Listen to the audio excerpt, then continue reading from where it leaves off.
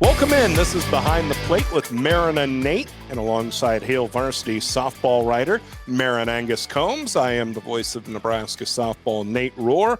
Huskers were swept this past weekend at Northwestern, struggled big time on Friday, competitive but lost Saturday and Sunday. With that, the Cats clinched the Big Ten championship at home.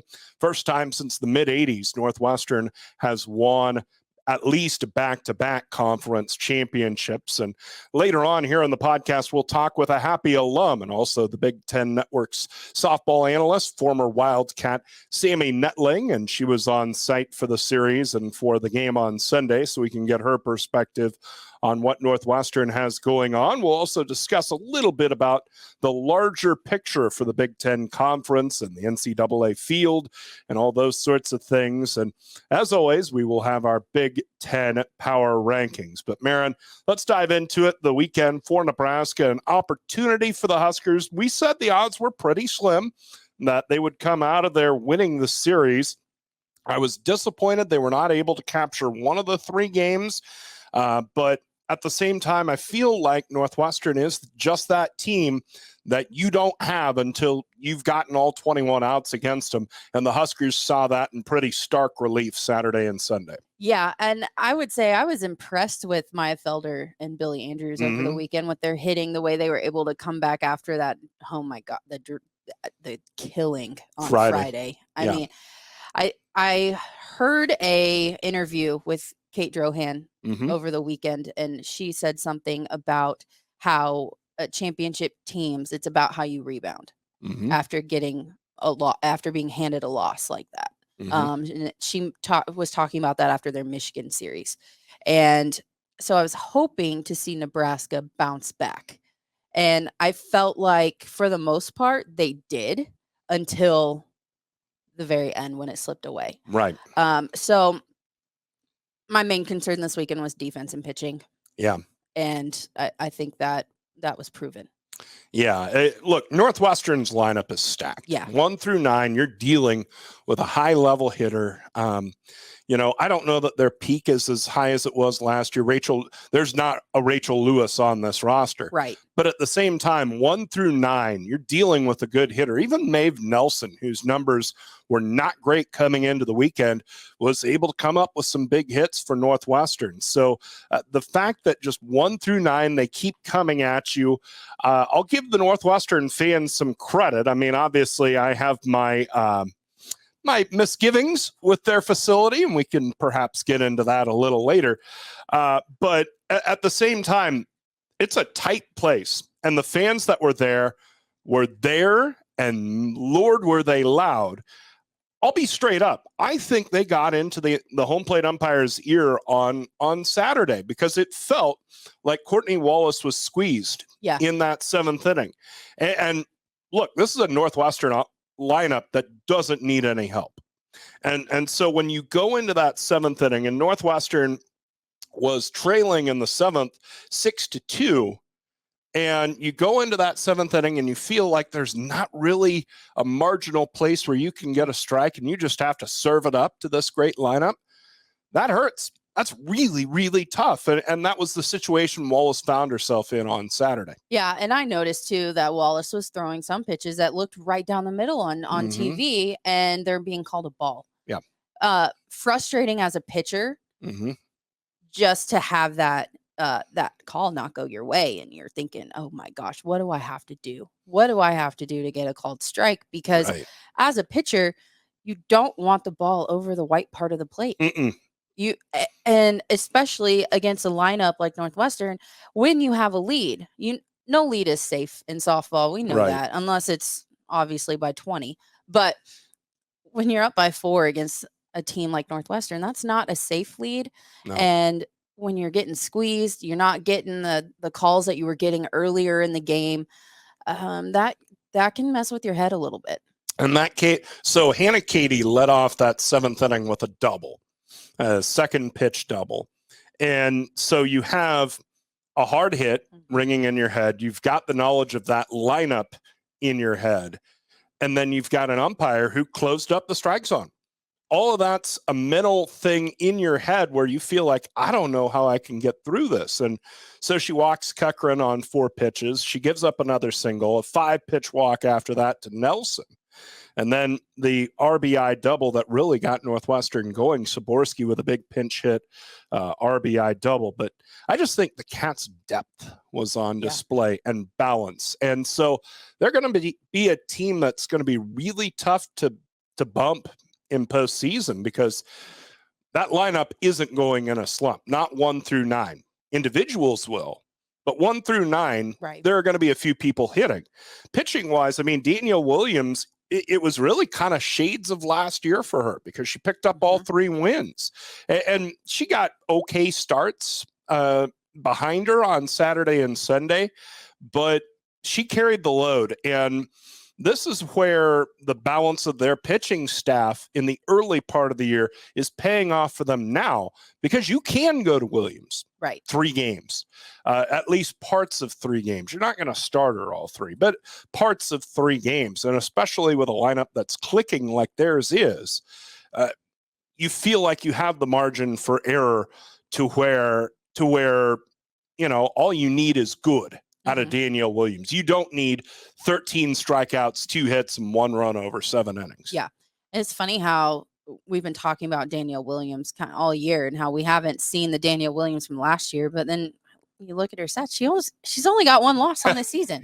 Like what? So, you know, Danielle Williams is doing her thing. Lauren Boyd has been huge for Northwestern. Then Cammie Henry too. She's contributed. She's contributed. She's getting innings. But she's 10-2. Yeah. You know, you're getting good run support. I think that pitching staff has a lot of confidence right now that if we do our job reasonably well, we don't have to be great. It's nice if we're great, but reasonably well, we win the game. And that's kind of the thing that pervades Northwestern right now. All the experience they have, all the confidence they have, nobody feels like they have to do it alone. Everybody feels like they can do it. Nobody feels like you have to do it. And I think that's a really good spot for a team to be in. And somebody who got a firsthand look at just how good a spot Northwestern softball is joining us now, a former Northwestern softball player, and now the analyst for BTN on Big Ten softball, Sammy Nettling. We welcome her into Behind the Plate with Maren and Nate.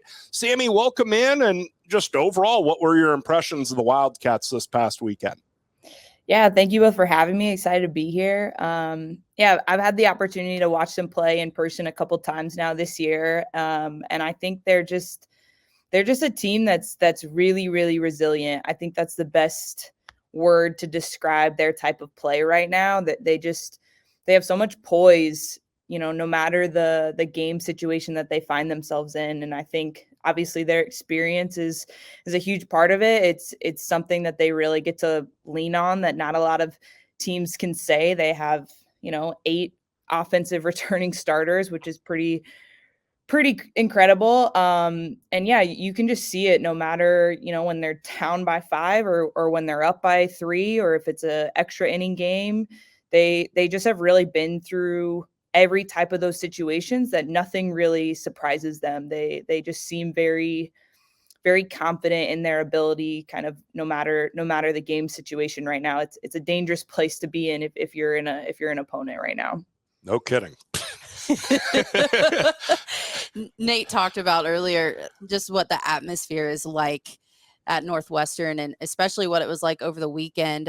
You played there, you know what that atmosphere is like. Can you just tell us a little bit about what that atmosphere does for a team like Northwestern?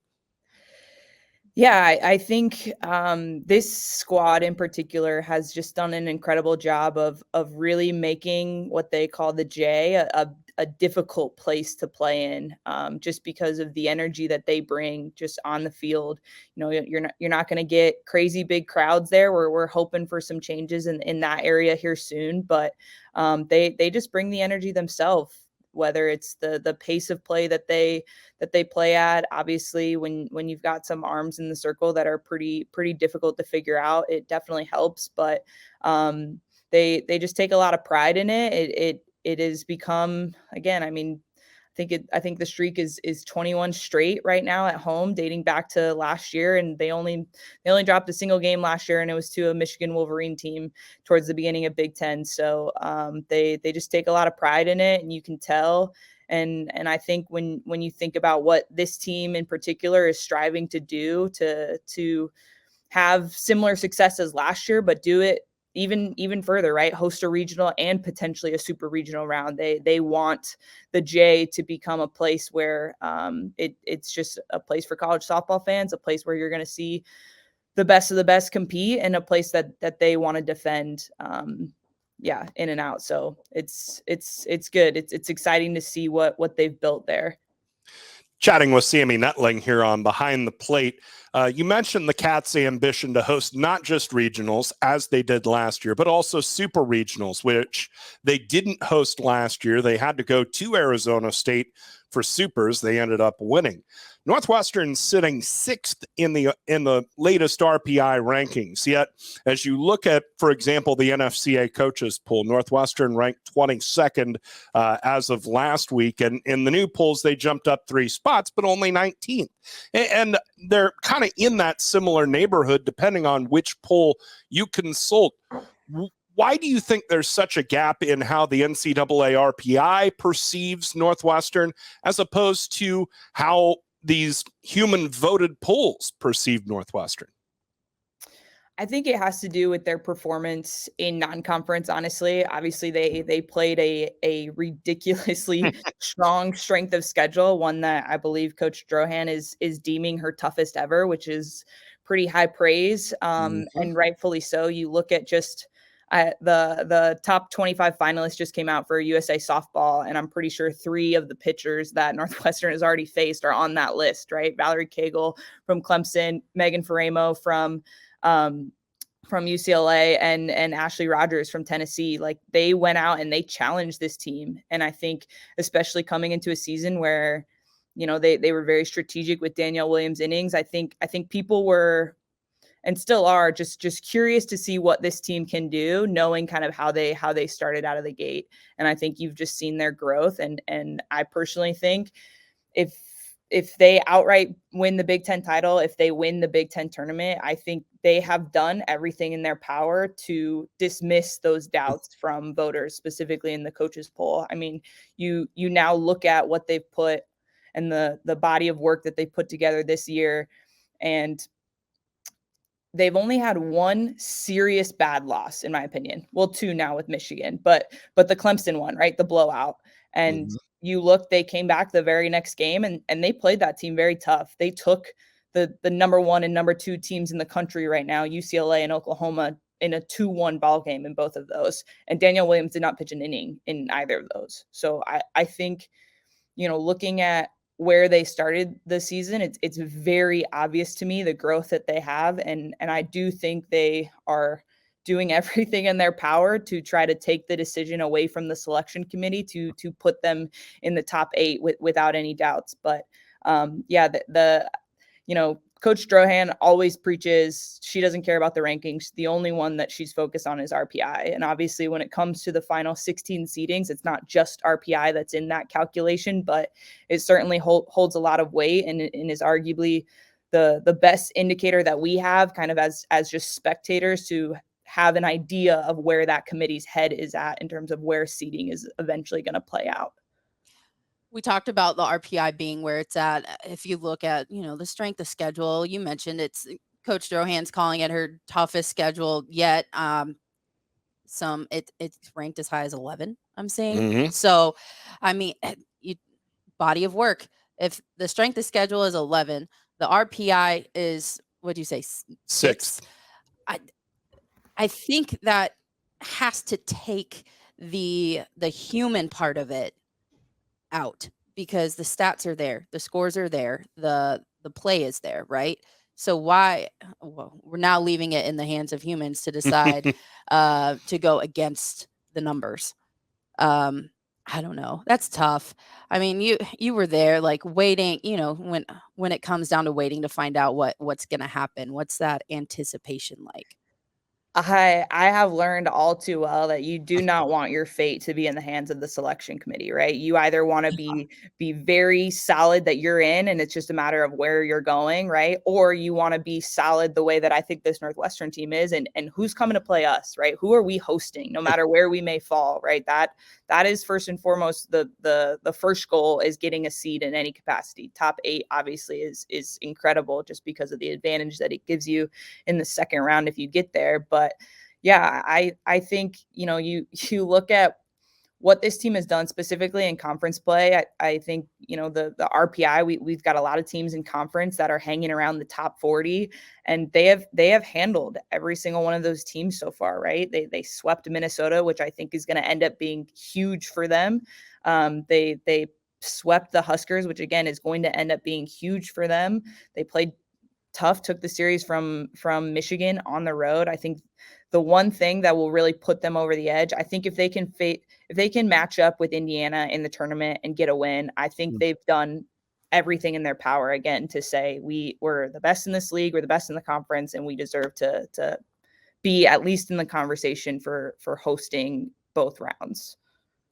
Chatting with Sammy Nettling here on Behind the Plate. Okay, so we've talked quite a bit about Northwestern, but let's broaden our scope a little bit as far as the Big Ten Conference is concerned. As we check out the latest update to the RPI at the beginning of this week, we mentioned Northwestern, Minnesota, Indiana, Minnesota 27, Indiana 30, Nebraska 35, Michigan 39.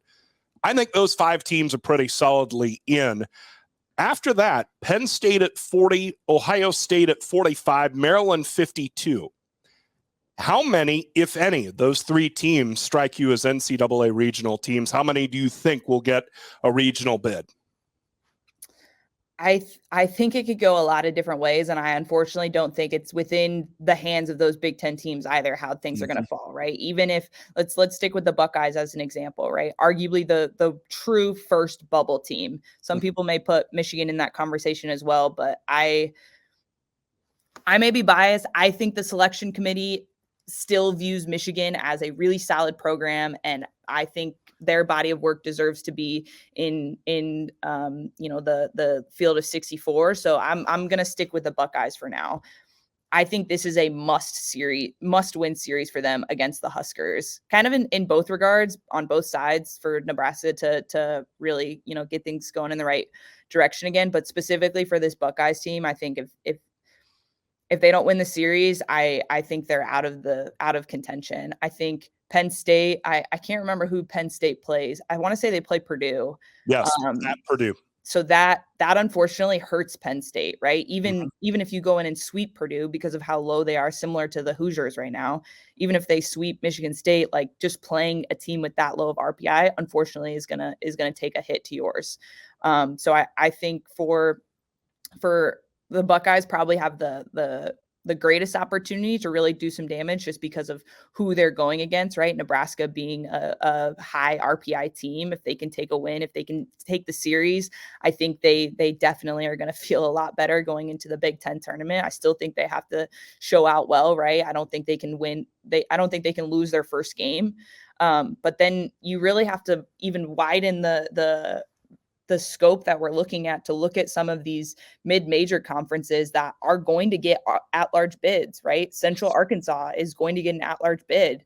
Boston may get an at-large bid. Wichita State, right? Charlotte is in the conversation. So if there are upsets in those conference tournaments and then you get 2 from those mid-major conferences, that hurts the Big Ten in terms of total number of teams that we're going to get, right?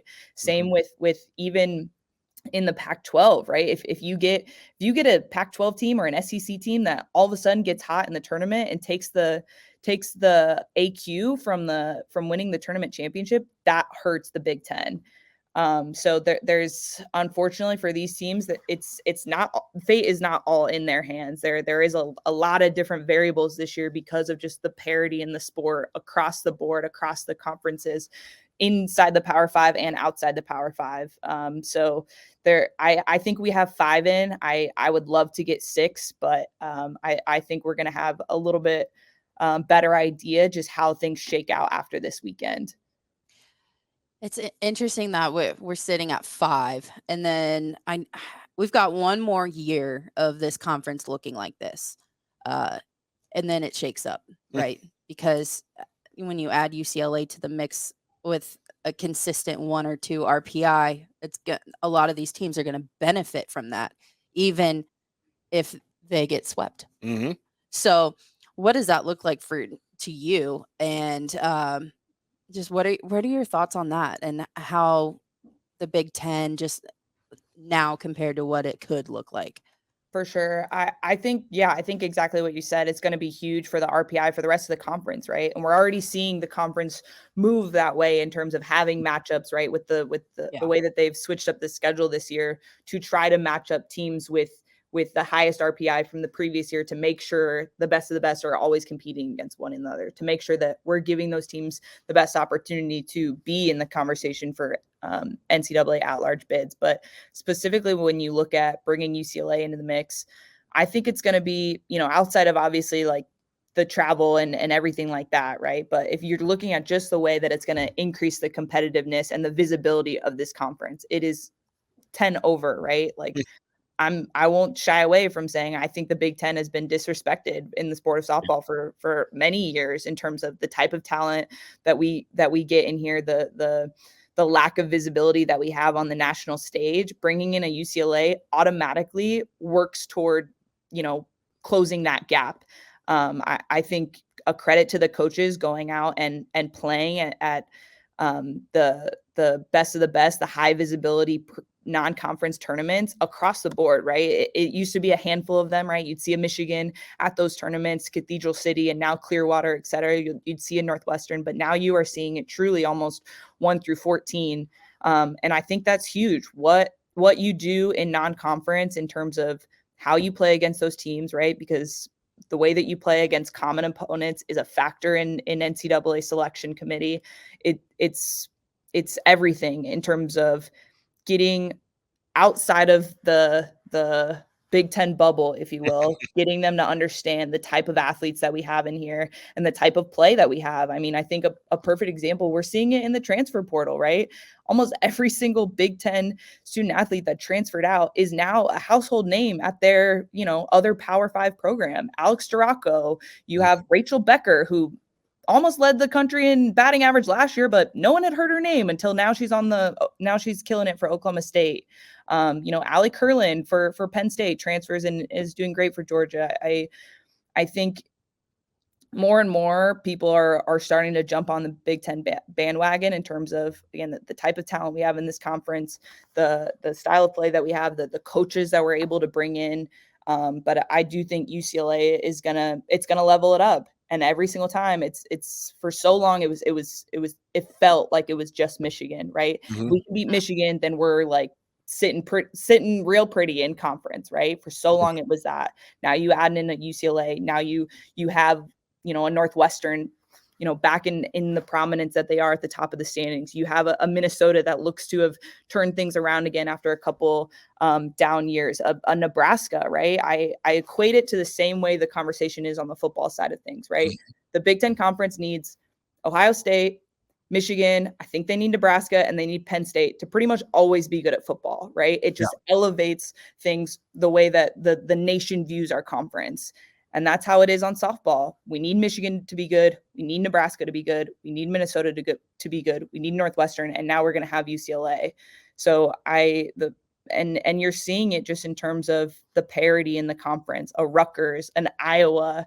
I think I'm really excited to see what Coach McDonald does at Michigan State. I'm obsessed with Coach Crowell at Penn State, right? You're seeing just a change in the vibe of not having teams that were typically written off as circled, series wins on the schedule. We're not seeing that anymore. And I think it's just going to continue to elevate and get better with the conference expansion.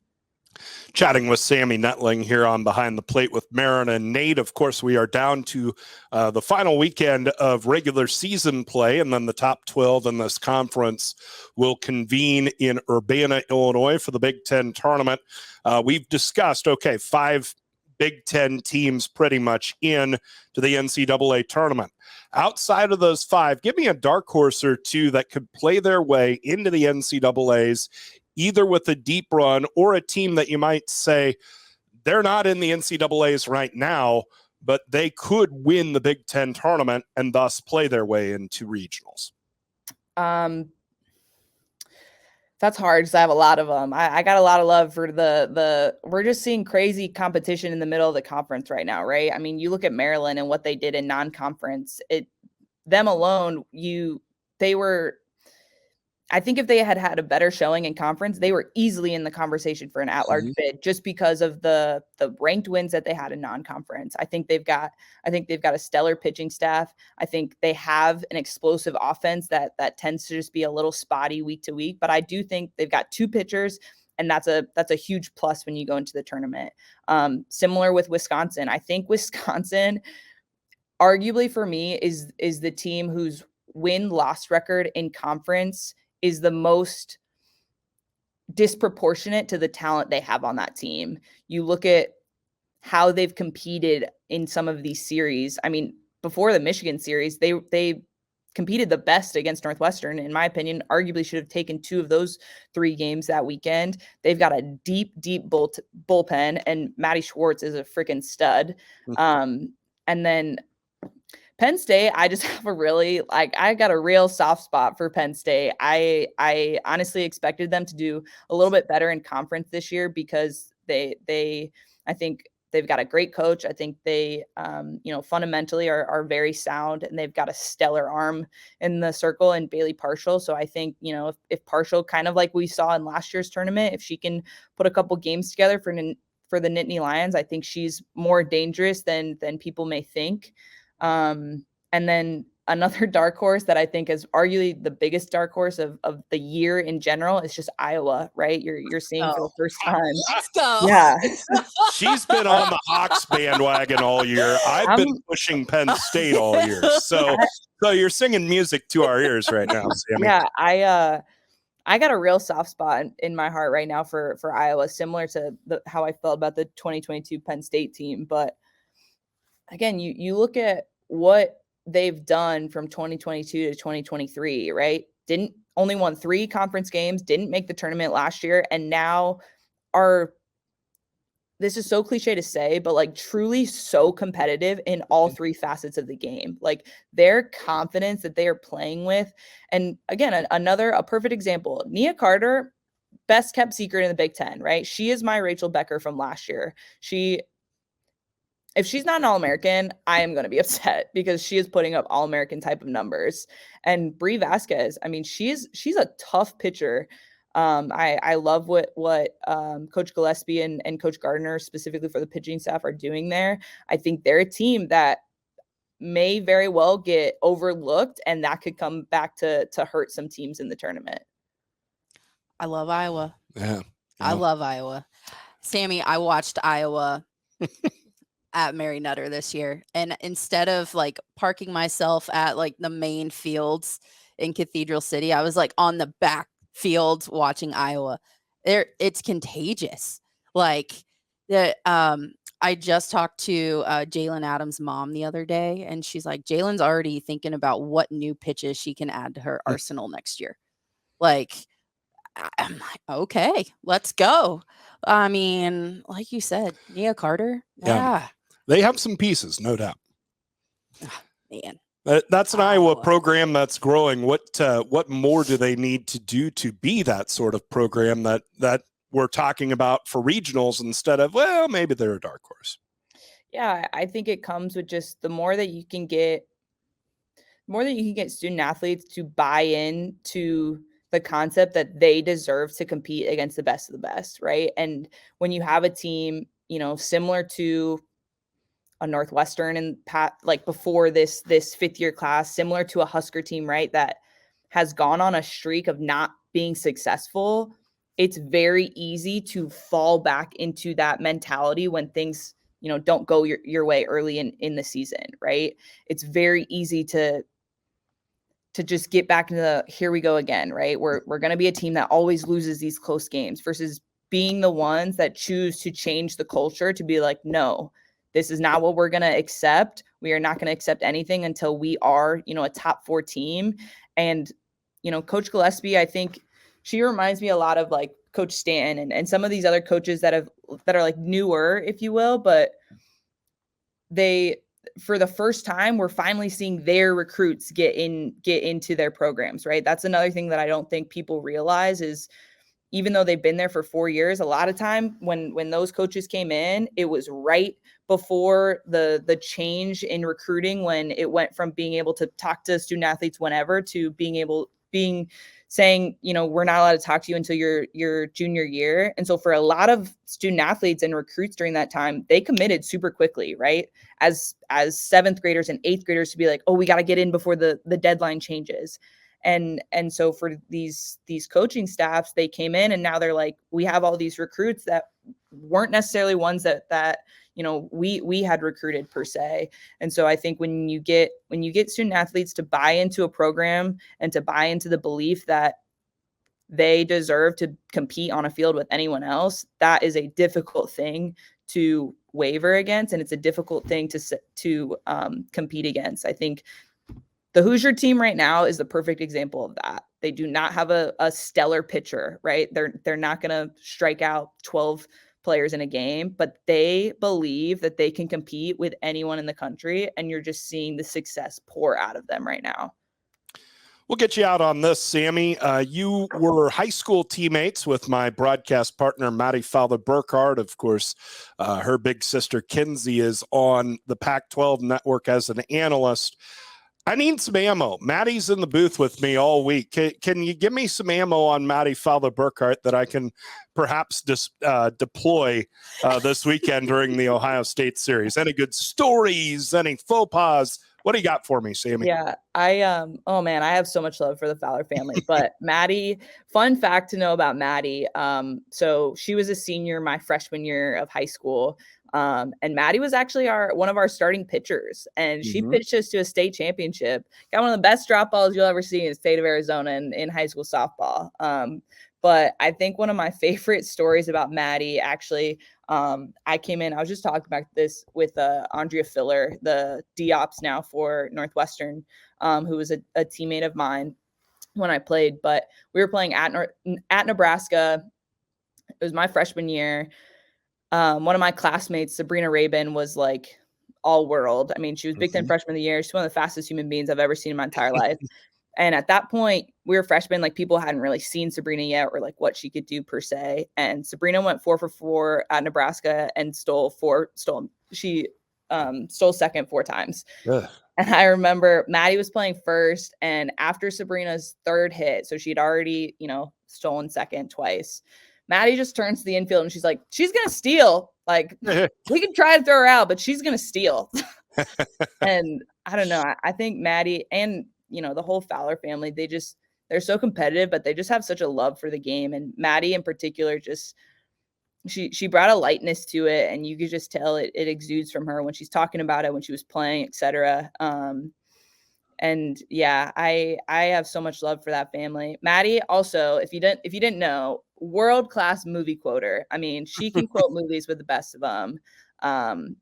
But yeah, had a lot of fun just competing with Maddie, and then of course competing against her for a couple years in college. But one of a kind, all-star team, all-star family that was. Oh yeah, they're still wonderful people. I know when the Huskers went out to Tucson in March, we stopped by the Fowler Ranch and actually had a workout there. We were going to practice at Hillenbrand Stadium. I think there'd been snow in the Tucson area, so they said, well, the ballpark's not available. So we adjusted. We went out to the Fowler Ranch, and they have like a full batting cage set up.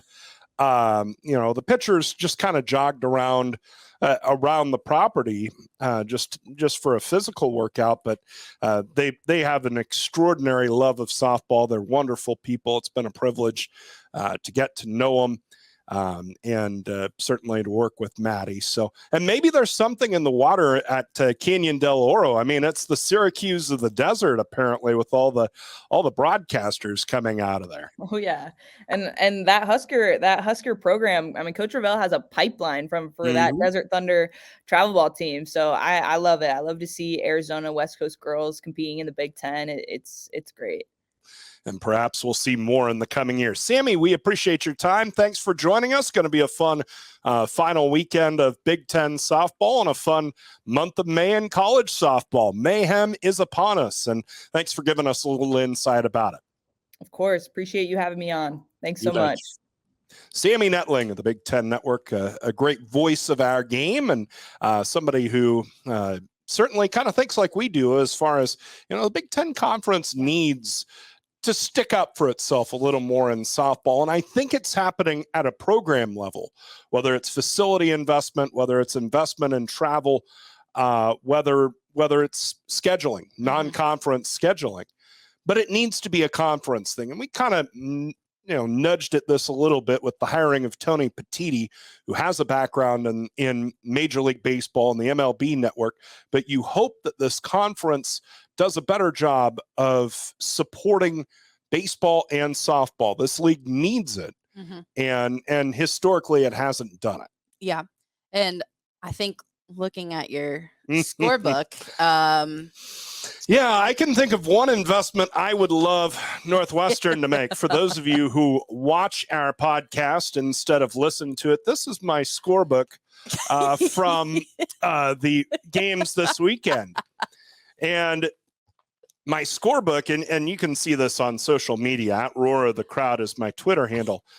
Understand, for a broadcaster of either baseball or softball, your scorebook is your Bible. You can look back. You can say, okay, this situation came up a month ago, and here's what happened. It's the first time that this pitcher has been used since this game a month ago.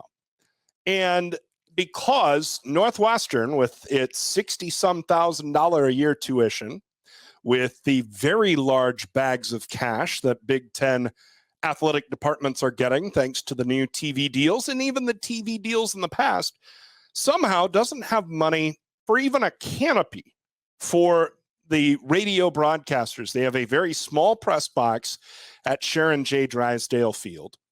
And that was occupied all weekend by the events administrator, the scoreboard operator, the public address announcer, their sports information director, who, by the way, did everything he could to try and mitigate it. So no discredit to him. Then there was either the BTN crew or the Big Ten Plus crew. And so that box was full. And so they had platforms out in the bleachers for the student radio for Northwestern, who covers them, I think, every home game. And then for us, visiting radio. You can't tell me that Northwestern doesn't have the money for at least a few iron bars and a tarp canopy over that portion of the stands. Furthermore, Northwestern has invested significant money in football facilities, their big Lakefront Palace football practice facility, men's basketball facilities, women's basketball facilities, volleyball facilities with the extreme renovation to Welsh Ryan Arena. Their baseball stadium is good for it's not big, but it's really very nice for Northwestern baseball. And to top it all off, they're going to build a new football stadium. You're telling me that the most successful, prominent program on your campus is playing at a glorified high school field? Come on, Northwestern, do better. And there are some programs in this conference that should do likewise. There are some that frankly have good facilities. Indiana's is a palace. Purdue has a superb facility, especially considering the struggles that program has undergone. Penn State's is really nice. That's another one where you go, well, geez, for as much as Penn State softball has struggled, this place is Yankee Stadium. But there are some programs, in Northwestern, you're at the top of my list because you have a top-notch program. You have an elite coach in Kate Drohan. You've won the last 2 Big Ten championships. That joint was full and jumping all weekend long, despite inclement weather, the threat of inclement weather, and not really good weather at any point during the weekend. Look, you're missing out on ticket revenue by not building out onto that place. You're providing a poor place for the sport to be exposed. It wouldn't shock me if that facility's deficiencies work against them in selection. We were talking about Northwestern in terms of will they get a super regional or not. It's pretty easy right now to say, you know what? Do we really, can that place handle TV crews? The ballpark doesn't have lights, for heaven's sakes. Now, they brought in temporary lights when they hosted the Big Ten tournament. I suspect they would do so again for a regional. Wait, they don't have lights? They don't have lights. I can list off. I just learned something new and my mind is currently blown. So, okay. So now I'm going to look at this schedule right now, because if they don't have lights, that means all of their games are early. Are in the afternoon. Friday afternoon. Oh my goodness. Yep, that's exactly right. 5 p.m. is the latest that they can start a Friday night game. Yep. Oh my goodness. You know, it was even a factor toward the end of of the game Saturday and Sunday. Wow. Saturday because it was pushed back an hour. Sunday because of the significant rain delay. Look, it was tough to see the ball toward the end of those games. Wow. So again, Northwestern Athletics, and this is not a rip on their SID, who was kind enough to line up Kate Drohan. And this is almost a tip of the cap to Kate Drohan and her staff, that despite a decrepit facility, they've built a terrific program. But it's time to reward that extreme effort with a facility befitting that program, because it's really inexcusable that that place is so bad. And yet they have done all those renovations to football, men's basketball, women's basketball, volleyball, baseball, with a huge football renovation forthcoming. And yet they have not done diddly you-know-what for Northwestern softball.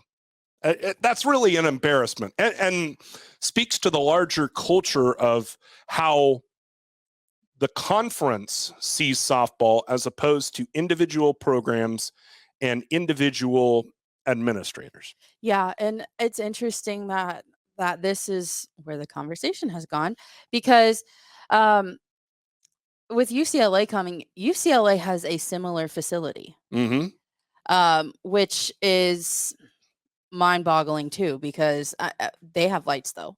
Right.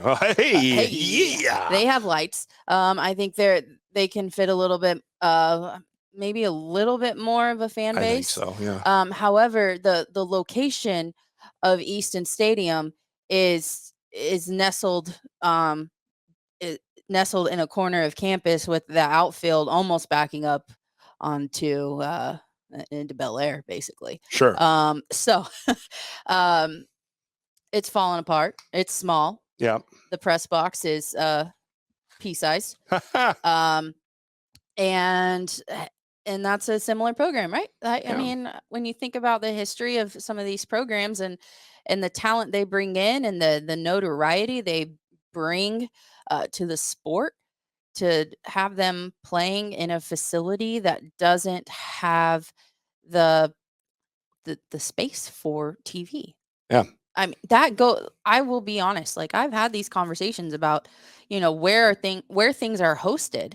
And if you don't have the proper facilities for a national broadcast, you're not going to get it. Yeah. And look, UCLA Northwestern would be a showcase game somewhere, whether it's Fox, whether it's ESPN. Yeah. Somebody would put it on national TV, except, and they did a BTN broadcast from Northwestern. One other thought. The SEC, when they joined up with ESPN to create the SEC network, ESPN said, hey, we're writing you a big check for a lot of stuff. Use some of that check to build facilities worthy of our broadcasts. They did. There has not been that similar onus put by the Big Ten network on Big Ten facilities, Big Ten programs. I'm hopeful in the coming years that changes, but we'll see. Because ESPN, of course, was the one putting the onus on the Southeastern Conference schools to build onto their facilities. It is one of my worries with all these TV contracts, which are going to be big, which are going to be great for Big Ten athletics. Fox has not shown a great commitment to showing Big Ten softball, baseball, volleyball. Likewise, NBC, likewise, CBS. So there's not that centralized place putting these schools feet to the fire, essentially, to say, look, you need to spend to build onto your facility. So that's a concern moving forward for me. And it also affects when you have the rotation to host the Big Ten tournament. And you mentioned the SEC. Ole Miss has the smallest stadium in the SEC. They can fit roughly 1,000 fans, give or take.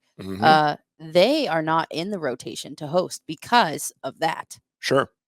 Well, you think about the Big Ten. Rutgers can't host and has been skipped over. Northwestern has hosted, but it wasn't very convenient. It wasn't good. It wasn't a very good atmosphere. Maryland cannot host. Illinois will host, and their ballpark's okay. But then again, they could just solve this if they went with our suggestion. Yeah, our suggestion. I did play in Chicago. Yes, Rosemont. Yeah, there 100%. You go. Hey, problem solved, Tony Petiti. You can cross that one off your list.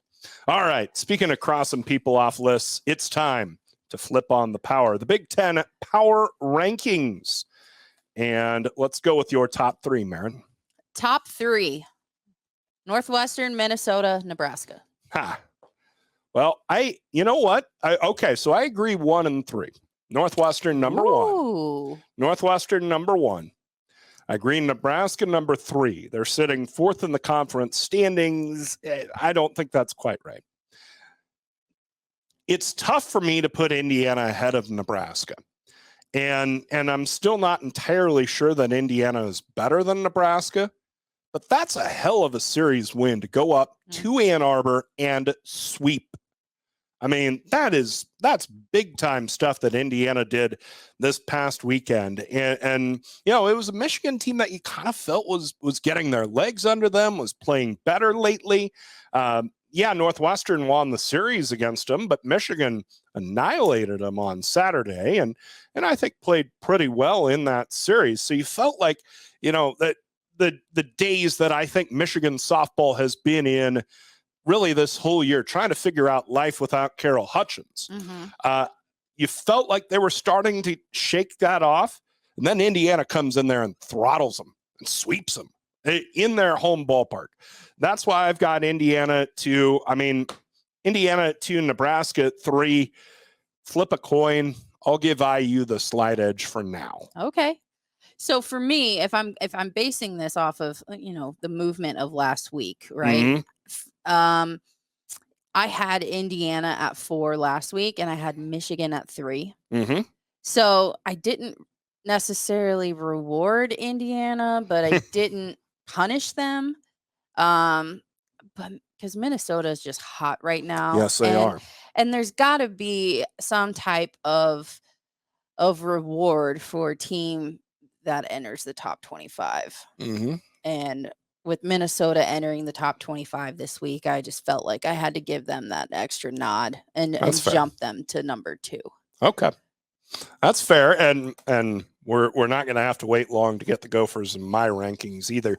Can you round out your top half, please? Yeah, let's go with Ohio State, Michigan, Iowa, Penn State. Whoa. Okay. But you've got IU at 4, right? Yeah. Indiana at 4. Okay. So I've got you have IU at 4, Minnesota at 2. I've got that flipped. Okay. I've got the Gophs at 4, Ohio State 5, and they've just kind of hung around there. They win pretty much every series, but they haven't had that dominant weekend. And Sammy brought it up earlier that this weekend's a big chance for them. And an important weekend for them. There's more riding on this weekend for them than there is for Nebraska, because I think the Huskers are in. I think Ohio State is very much on the bubble. Yes. And if you go into Lincoln and win that series against another team that is probably into regionals, that might be enough to push you in.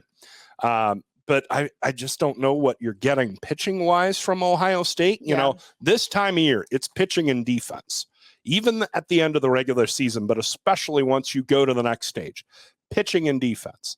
And their team ERA is sitting about 3.25. I don't think they can hit enough to overcome that. They're setting 5 for me, and we'll see what happens this weekend. Michigan's 6th, and I probably should have dropped them maybe a little more because of getting swept at home. I just couldn't quite do it because I felt like they were playing better, but I need to see something from them this weekend. And then your Iowa Hawkeyes. Let's go. 7. Yeah. It's so weird when you say your Iowa Hawkeyes. So let me be clear. I am not. No, you're not an Iowa graduate. I am not an Iowa graduate. I'm not an Iowa fan, though I loved watching Caitlin Clark play basketball. I don't know who didn't, but. I didn't. You didn't? But she was good. A little cocky. Okay. Take note. We are recording this on Wednesday, May 3rd. Okay. The women's basketball team at Iowa is throwing out the first pitch today at the Iowa game. Oh, good for them. So they deserve it. They're a great team. I just don't like Caitlin Clark. It'll be in the rear view when this episode airs. But yes. Okay. Iowa rounding out your top half. Yep. Okay, you want to go 8 through 11? 8 through 11. All right. I've got Penn State at 8 after this weekend. Mm-hmm. And then Maryland, Wisconsin. God, that's so low. But it is, but where have they won to bump themselves up? It's kind of disappointing. And then Rutgers. That gets us down to 11. So believe it or not, we align perfectly. Wow. 8 through 11, just straight down the list. I have a feeling we're going to align perfectly with the last 3. Yeah, our bottom halves are going to look pretty similar. I'll tell you that right now. Penn State's pitching it better. I'm gobsmacked that they're sitting like 40th in the RPI. Oh, I know. Like, just following the scores and just kind of watching it. I don't get that feeling that they should be on the bubble. They've had an okay year, but I've almost been a little disappointed in them. And yet they're on the bubble. They're in a better spot than Ohio State. Yeah. I can't believe that. But good for them, and we'll see if they are indeed a regional team. Maryland at 9, Wisconsin 10. Again, that feels low for Wisconsin, but who've they beat? Rutgers 11. All right, finish it up. All right, Illinois, Purdue, Michigan State. Yep, me too. The Illini are going to make it into their own conference tournament. Thank goodness. Yeah, it might have been a little quiet at Eichelberger Field had the Fighting Illini not at least push their way into the 12th spot. So that's our look at Nebraska softball, the Big Ten, and everything going on in college softball this weekend. And we appreciate you joining us here on Behind the Plate with Maren and Nate. We invite you to join us next weekend. We'll talk the final weekend of Big Ten softball. We'll wrap up the regular season and chat the Big Ten tournament. So make sure you're downloading, subscribing, and listening every week to Behind the Plate with Maren and Nate. And for Maren Angus Combs, I'm Nate Rohr. Thanks for listening.